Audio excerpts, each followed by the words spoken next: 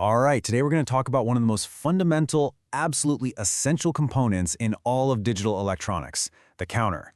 It's a device that's pretty much hiding in plain sight, and it powers countless, no pun intended, technologies we use every single day.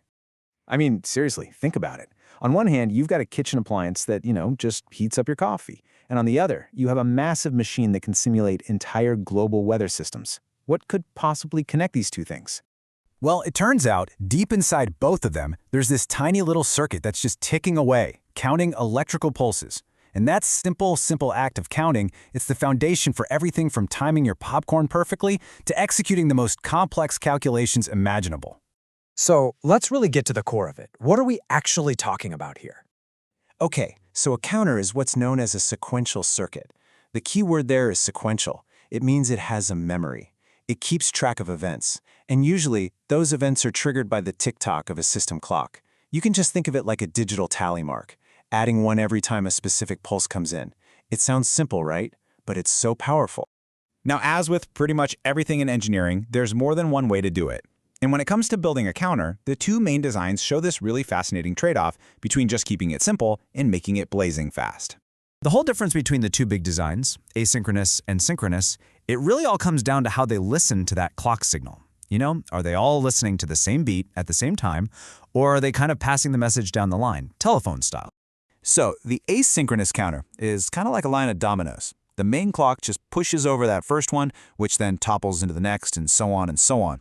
This creates this little delay that ripples through the whole circuit. It's simple for sure, but it's also kind of slow. Now, the synchronous counter, that's more like a full orchestra.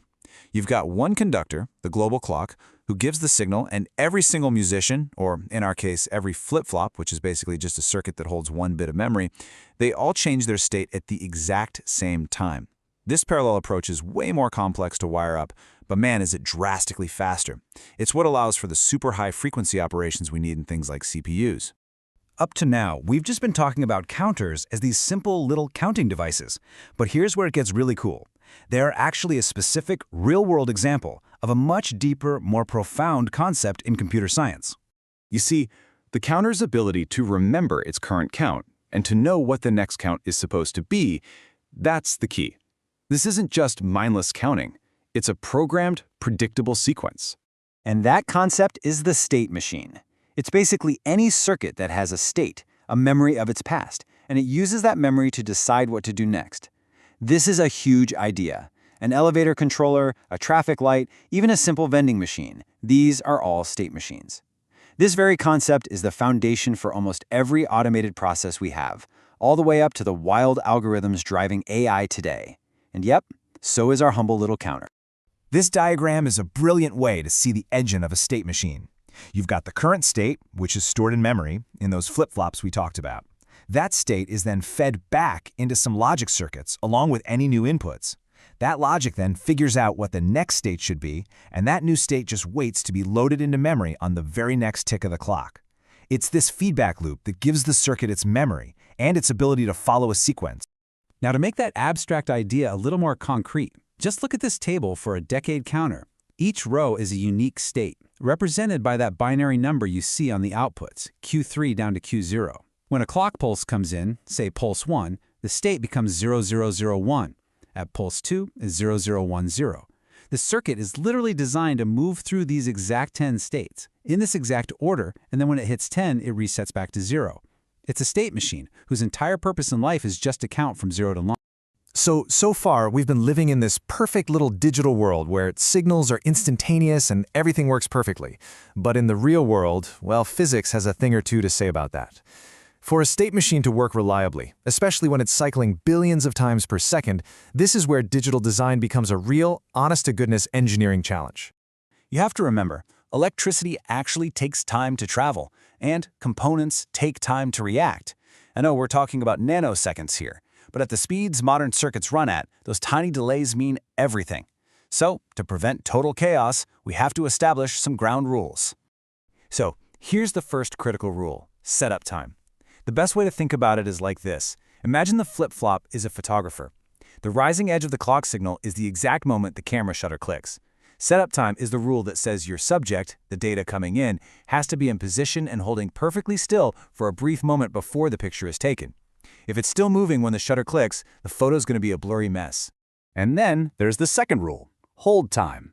Sticking with our same analogy, this is the rule that says the subject has to hold that pose for just a split second after the shutter clicks.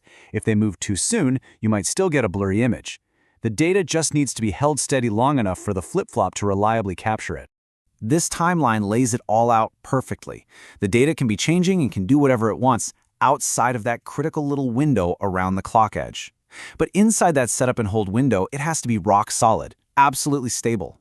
If you violate these rules, you get this really dangerous condition called metastability, where the output is just completely unpredictable, and that can crash an entire system.